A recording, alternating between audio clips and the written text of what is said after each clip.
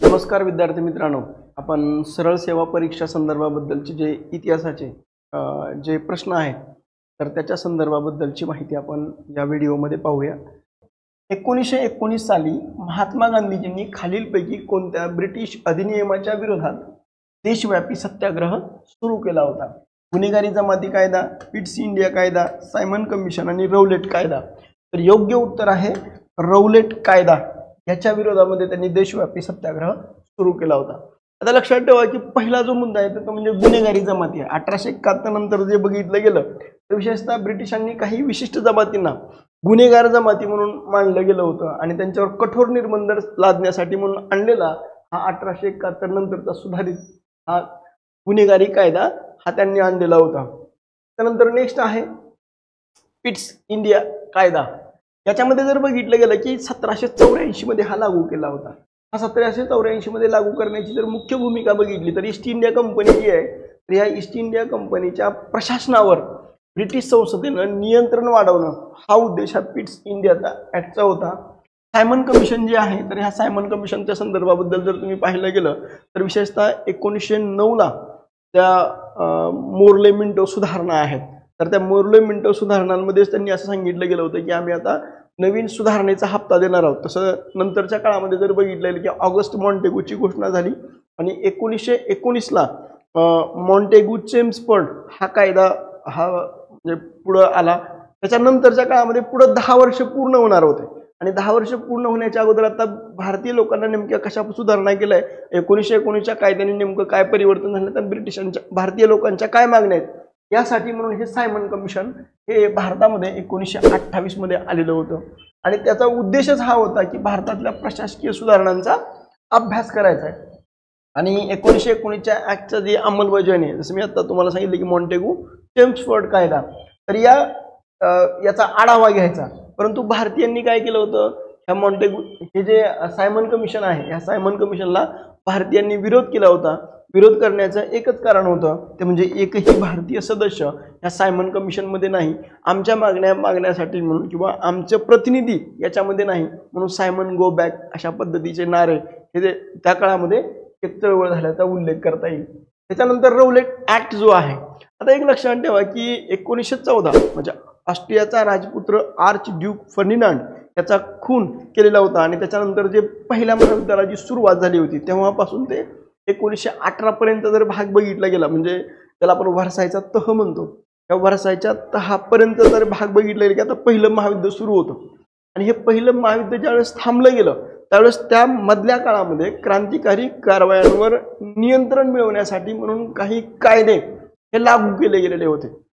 तर आता ते लागू केलेले कायदे ते बंद करावे का चालू ठेवावे या संदर्भाबद्दल सर सिडनी रौलेट यांच्या अध्यक्षतेखाली एक कायदा किंवा ती अंमलबजावणी परत चालू ठेवावी का बंद करावी यासाठी म्हणून नियुक्त केला गेला होता। मग त्यामध्ये नेमके कोणकोणते मुद्दे होते तर 1919 ला ब्रिटिश सरकारनं लागू केले गेले म्हणजे ज्यामध्ये या कायद्यानं सरकारला कोणत्याही व्यक्तीला पुराव्याशिवाय अटक करण्याचा विनाकसला तुरुंगात ठेवण्याचा अधिकार पहिल्या महायुद्धाच्या काळामध्ये होता तो तसाच चालू ठेवायचा की बंद करायचा किंवा त्यामुळं महात्मा गांधीजींनी या कायद्याच्या विरोधामध्ये 1919 ला देशव्यापी सत्याग्रह केला त्याला रौलेट सत्याग्रह असं म्हटलं जातं आणि हा सत्याग्रह गांधींच्या नेतृत्वाखाली केला गेलेला देशव्यापी आंदोलन म्हणून आपल्याला उल्लेख करता येईल। नेक्स्ट आहे राव बहादूर महिया हे 20व्या शतकातील भारतातील खालीलपैकी कोणत्या संघटनेशी संबंधित होते? Bengal British India Society, Indian League, पूर्व जमीनदार संघटना आणि भारत सेवक समाज। तर त्याचं योग्य उत्तर आहे पूर्व जमीनदार संघटना। त्याच्यामध्ये जर बघितलं गेलं की पहिलं जे आहे तर ते म्हणजे 1843च्या काळामध्ये बंगाल ब्रिटिश इंडिया सोसायटी ही स्थापन झाली होती। याच्यामध्ये ही बंगाल ब्रिटिश इंडिया सोसायटी स्थापन करण्यामध्ये कोणकोणते सदस्य होते एक होते जॉर्ज थॉम्सन, द्वारकानाथ टागोर, चंद्रमोहन चटर्जी आणि परमानंद मित्र हे स्थापन करण्यामध्ये सहभागी होते। या बंगालमध्ये जमीनदार आणि व्यापारी वर्गाच्या हितसंबंधाचं रक्षण करणं हा बंगाल ब्रिटिश इंडिया सोसायटीचा मुख्य उद्देश होता आणि ब्रिटिश प्रशासनाशी संवाद साधून जमीनदारांचे हक्क आणि त्यांचे आर्थिक हितसंबंध जपणे हा मर्यादित अर्थ हा आपल्याला ब्रिटिश इंडिया सोसायटीचा म्हणून आपल्याला सांगता येईल। त्याच्यानंतरचा एक भाग जर बघितला की इंडियन लीगची स्थापना जी आहे तर ते 1875च्या काळामध्ये शिशिर कुमार घोष यांनी केली होती. त्याचा उद्देश एक होता की लोकांमध्ये एक प्रकारची राष्ट्रवादाची जागृती निर्माण करायची या उद्देशानं. आणि ही जी संघटना आहे तर ते स्थापन करण्यामध्ये कोण कोण होतं तर आनंद मोहन बोस, दुर्गा मोहनदास, नवगोपाल मित्र आणि सुरेंद्रनाथ बॅनर्जी यांनी हे इंडियन लीग ही स्थापन केली होती. भारतीयांच्या राजकीय आणि सामाजिक हक्कासाठी हे कार्यरत होते. राष्ट्रीय जागृतीला चालना देण्याचं काम हे त्यांनी केलं. त्याचं मुख्य केंद्र कोणतं होतं तर कलकत्ता हे त्याचं मुख्य केंद्र होतं. शिशिर कुमार घोष जे आहे ते 1840 ते 1911 भारतीय पत्रकार आणि जो व्हर्नॅक्युलर प्रेस ऍक्ट जो लागू केला गेला होता त्यावेळेस त्यांचं जे असणारं अमृत बाजार पत्रिका जी आहे तर ते पूर्वी बंगाली भाषेमध्ये प्रकाशित होत होतं. व्हर्नॅक्युलर प्रेस ऍक्ट लागू झाला त्याच्यानंतरच्या काळामध्ये त्यांनी काय केलं होतं की इंग्रजीमध्ये त्याचं रातोरात भाषांतर करण्याची भूमिका ही घेतली गेली होती आणि हे बंगाली स्वातंत्र्य सैनिक म्हणून देखील ओळखले जातात. कुर्ग जमीनदार संघटना आहे या संदर्भाबद्दल जर बघितलं गेलं तर 1909च्या काळामध्ये राव बहादूर महिया हे कुर्गमधील कोडागू मधील हे प्रभावशाली व्यक्तिमत्व म्हणून आपल्याला उल्लेख करता येईल. स्थानिक जमीनदारांचे हितसंबंध जपण्याचं कार्य हे त्यांनी केलं.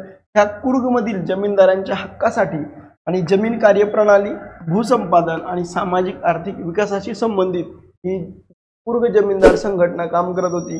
त्यांच्या सामाजिक आर्थिक समस्यासाठी आणि अर्थात ब्रिटिश प्रशासनाशी संवाद साधण्याचं काम हे कुर्ग जमीनदार संघटना करते. नेक्स्ट आहे भारत सेवक समाज. यामध्ये जर बघितलं की सर्वंट्स ऑफ इंडियन सोसायटी 1905 मध्ये गोपाळकृष्ण गोखले यांनी पुण्यामध्ये स्थापन केली होती. उद्देश हा सोसायटीचा हा होता भारत सेवक समाजाचा सामाजिक सुधारणा, शिक्षणाचा प्रसार आणि भारतीयांच्या राजकीय जागृतीला चालना देणं हा भारत सेवक समाजाचा होता.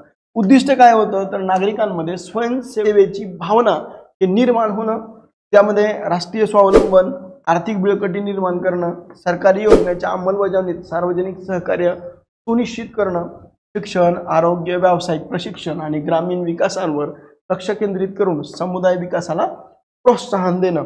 18 वर्षापेक्षा जास्त वयाचा कोणताही व्यक्ती आठवड्यातून किमान 2 तास स्वयंसेवा करण्यास इच्छुक आहे तो हा भारत सेवक समाजाचा सदस्य होऊ शकतो आपल्याला उल्लेख करता येईल. नेक्स्ट आहे भारतातील पहिलं ग्रामीण विद्यापीठ असलेल्या चित्रकूटमध्ये खालीलपैकी कोणी ग्रामोद्योग विद्यापीठ हे सुरू केलं तर त्याच्यामध्ये आहे गणेश आगरकर, गोपाळ हरी देशमुख, दत्तोपंत ठेंगडी आणि नानाजी देशमुख. त्याचं योग्य उत्तर आहे नानाजी देशमुख यांनी हे ग्रामीण विद्यापीठ असलेलं चित्रकूटमध्ये हे त्यांनी विद्यापीठ सुरू करण्याची भूमिका घेतली गेली होती. गणेश आगरकर यांच्या संदर्भाबद्दल जर बघितलं गेलं तरी 1 जानेवारी 1880च्या काळामध्ये विष्णूशास्त्री चिपळूणकर जे आहेत तर त्यांनी न्यू इंग्लिश स्कूलची स्थापना केली गेली होती हे आपल्याला त्याच्याबरोबर सांगता येईल. तसंच जर बघितलं गेलं की आगरकर आणि लोकमान्य टिळक यांनी 1881च्या काळामध्ये 2 जानेवारी 1881च्या काळामध्ये त्यांनी इंग्रजीमधून मराठा हे वृत्तपत्र सुरू केलं गेलं होतं आणि 4 जानेवारीनुसार मराठीमधून त्यांनी काय केलं होतं केसरी हे वर्तमानपत्र हे सुरू करण्याची भूमिका घेतली गेली होती. परंतु सामाजिक की अगोदर राजकीय प्रश्न हे ज्यावेळेस सुरू करायचे त्याच्या संदर्भाबद्दलची जे मतभेद आहेत तर ते आगरकरांचे आणि टिळकांचे आधी टोकाचे झाले. त्यामुळे शेवटी आगरकरांनी जे केसरीमध्ये लेख लिहित होते त्याच्यातून त्यांनी निवृत्ती घेतली गेली आणि त्यांनी 1888च्या काळामध्ये त्यांनी स्वतः सुधारक नावाचं वृत्तपत्र हे त्यांनी सुरू केलं होतं. त्याच्यामध्ये व्यक्ती स्वातंत्र्य, बुद्धिवाद, भौतिकता या मूल्याचा प्रचार आणि प्रसार करण्याची भूमिका ही आगरकरांनी घेतली गेली. त्याच्यामध्ये जाती व्यवस्था, चातुर्वर्ण्य व्यवस्था, बालविवाह, ग्रंथ प्रामाण्य, धर्मप्रामाण्य, केशवपण या अन्यायकारक परंपरांना विशेषतः गोपाळ गणेश आगरकर यांनी विरोध केल्याचं आपल्याला सांगता येईल. लोकमान्य टिळक आणि आगरकर यांनी 24 ऑक्टोबर 1884 मध्ये डेक्कन एज्युकेशन सोसायटीची स्थापना केली गेली आणि त्याच्या अंतर्गतच 1885च्या काळामध्ये त्यांनी फर्ग्युसन कॉलेजची स्थापना ही आगरकर आणि टिळकांच्या काळामध्ये केली होती. आगरकर याच कॉलेजमध्ये शिकवू लागले आणि पुढे त्या फर्ग्युसन महाविद्यालयाचे प्राचार्यही आगरकर झाल्याचा उल्लेख आपल्याला करता येईल. गोपाळ हरी देशमुख ज्यांच्याबद्दल आपण उल्लेख केला गेला त्यांना लोकहितवादी असं म्हटलं जात आहे. त्यांनी 1848च्या काळामध्ये मुंबईहून जे प्रकाशित केले जाणारं जे साप्ताहिक प्रभाकर जे आहे, तर हे प्रभाकर हे साप्ताहिक हे भाऊ महाजन यांचं होतं आणि यांनी याच्यामध्ये किती 108 निबंध हे लिहिले होते. रूढी प्रथा परंपरा आणि याच्यावर टीका टिप्पणी करण्याची भूमिका ही त्यांनी घेतली गेली होती. विशेषतः अहमदाबादमध्ये प्रार्थना समाज आणि पुनर्विवाह मंडळीची स्थापना ही लोकहितवादींनी केली. दुसरं हितेच्छू नावाचं जे गुजराती नियतकालिक आहे, गुजराती नियतकालिक स्थापन करण्यामध्ये देखील सहाय्य केलं होतं. गरजूंसाठी आपल्याच घरामध्ये त्यांनी काय केला होता, मोफत दवाखाना सुरू करण्याची भूमिका घेतली गेली होती. गुजराती वक्तृत्व मंडळाची स्थापना आणि त्याच्यासोबतच व्याख्यानमाला आयोजन करण्याची भूमिका घेतली गेली आणि पंढरपूरमधल्या अनाथ बालिका आश्रम आणि स्तुतिकागृह स्थापन करण्यामध्ये पुढाकार हा यांनी घेतल्याचा उल्लेख आपल्याला करता येईल. लोकहितवादी हे कोणकोणत्या ह्याच्यामध्ये सदस्य होते किंवा अध्यक्ष होते, तर याच्यामध्ये लक्षात ठेवा की अध्यक्ष हे आर्य समाज मुंबई याचे ते अध्यक्ष राहिले. थिओसॉफिकल सोसायटी ऑफ बॉम्बेचे अध्यक्ष होते. गुजराती बुद्धिवर्धक सभेचे अध्यक्ष होते. 1878 मध्ये मुंबई विद्यापीठाचे ते फेलोही होते आणि 1880 मध्ये गोपाळराव देशमुख हे मुंबई कायदे काउन्सिलचे सदस्यही होते. ब्रिटिशांनी लोकहितवादी यांना कोणकोणत्या पदव्या दिल्या होत्या, त्यामध्ये जर पाहिलं की जस्टिस ऑफ पीस या पदवीने त्यांना सन्मानित करण्यात आलं होतं. 1877 मध्ये त्यांना राव बहादूर या पदवीने सन्मानित करण्यात आलं होतं आणि 1881च्या काळामध्ये ब्रिटिश सरकारनं फर्स्ट क्लास सरदार म्हणून देखील त्यांना मान्यता दिली होती, आपल्याला उल्लेख करता येईल. नेक्स्ट आहे दत्तोपंत ठेंगडी. हे 1925 मध्ये राष्ट्रीय स्वयंसेवक संघ आणि 23 जुलै 1955 मध्ये भोपाळमध्ये दत्तोपंतांनी भारतीय मजदूर संघाची स्थापना केली होती. 1979 मध्ये भारतीय किसान संघाची स्थापना, 1985 मध्ये सामाजिक समरसता मंच हा त्यांनी स्थापन केला होता. 1991च्या काळामध्ये दत्तोपंतांनी स्वदेशी जागरण मंचाची स्थापना केली. 1992 मध्ये सर्व पथ समादर मंचाची स्थापना केली होती आणि 1964 ते 76च्या काळामध्ये ते खासदार म्हणून देखील निवडून आले होते आणि त्यांची जवळजवळ 104 पुस्तकं लिहिली गेली. त्यातलं थर्ड वे आणि कार्यकर्ता ही पुस्तकं आज देखील अजरामर म्हणून आहेत असा आपल्याला उल्लेख करता येईल. नेक्स्ट आहे नानाजी देशमुख. या नानाजी देशमुख हे राष्ट्रीय सेवक संघाचे प्रचारक आणि सामाजिक कार्यकर्ते होते. भारतातलं पहिलं ग्रामीण विद्यापीठ हे मध्य प्रदेशामधलं सताना जिल्ह्यातील चित्रकूट या ठिकाणी स्थापन केलं होतं. याचा उद्देश हा होता की महात्मा गांधी चित्रकूट ग्रामोद्योग विश्वविद्यालयाची स्थापना ही त्यांनी 12 फेब्रुवारी 1991 ला केली आणि याचा उद्देश काय होता, तर महात्मा गांधींच्या ग्रामस्वराज्याच्या संकल्पनेच्या प्रत्यक्षात आणणं आणि ग्रामीण विकासाला चालना देणं हा उद्देश हा नानाजी देशमुख यांचा राहिल्याचा उल्लेख करता येईल. नेक्स्ट आहे भारतात भारतीय नागरी सेवा परीक्षा डॅश पासून होऊ लागली. 1919, 1915, 1917 आणि 1922 याचं योग्य उत्तर आहे 1922. याच्यामध्ये 1919च्या काळामध्ये जर बघितलं की गव्हर्नमेंट ऑफ इंडिया ऍक्ट, त्याला आपण मॉन्टेगू चेम्सफोर्ड सुधारणा कायदा म्हणतोय, तर हा कायदा ज्यामुळे प्रशासकीय सुधारणांना एक प्रकारचे चालना मिळाली होती. 1915च्या काळामध्ये ICS ची परीक्षा ही प्रामुख्याने कुठे घेतली जात होती, लंडन मध्ये घेतली जात होती आणि त्यामुळे या भारतीयला या सेवेमध्ये प्रवेश मिळवणं हे अधिक कठीण होतं. त्याच्यामध्ये जर बघितलं की 1922 मध्ये जर बघितलं गेलं तर भारतीय नागरी सेवा परीक्षा भारतामध्ये स्वतंत्रपणे घ्यायला ही सुरुवात झाली आणि ब्रिटिश सरकारनं भारतीयांना प्रशासकीय सेवेत अधिक संधी देण्याची साठी सुधारणा केल्या होत्या. हे भारतात स्थानिक पातळीवर ICS परीक्षा ही 1922 पासून ही सुरू झाली आणि भारतीय उमेदवारांना सेवेत प्रवेश मिळवणं हे अधिक सोपं झाल्याचा उल्लेख आपल्याला करता येईल.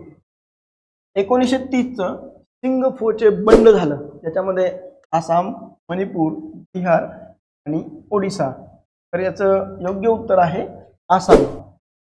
याच्यामध्ये जर बघितलं गेलं की सिंगफोचे बंड 1830 मध्ये सिंगफो आदिवासी समुदायानं ब्रिटिश राजवटी विरुद्ध केलं होतं. हे सिंगफो आसाममधील एक काय आदिवासी समूह आहे आणि ह्या आदिवासी समूहाने ब्रिटिशांच्या कर प्रणाली आणि हस्तक्षेपाच्या विरोधामध्ये एक प्रकारचं बंड केलं होतं आणि हे बंड आसामच्या काही भागांमध्ये केंद्रित होतं. मणिपूर हे जे आहे ते 19व्या शतकामधील अनेक बंड किंवा संघर्ष झाले, त्याचा सिंगफो बंडाशी काही अर्थार्थी संबंध नव्हता. त्याच्यामध्ये नेक्स्ट आहे बिहार. बिहारमध्ये 19व्या शतकामध्ये जे बंड झालं त्याच्यामध्ये 1855-56च्या काळामध्ये संथालांचं बंड होतं. ओडिसामध्ये आदिवासींची बंड झाली ज्यामध्ये 1937 ते 56च्या काळामध्ये खोंडांचं बंड झाल्याचा उल्लेख आपल्याला करता. विद्यार्थी मित्रांनो, तुम्हाला जर हा व्हिडिओ आवडला तर तुम्ही लाईक करा, शेअर करा आणि सबस्क्राईब करायला विसरू नका. थँक्यू.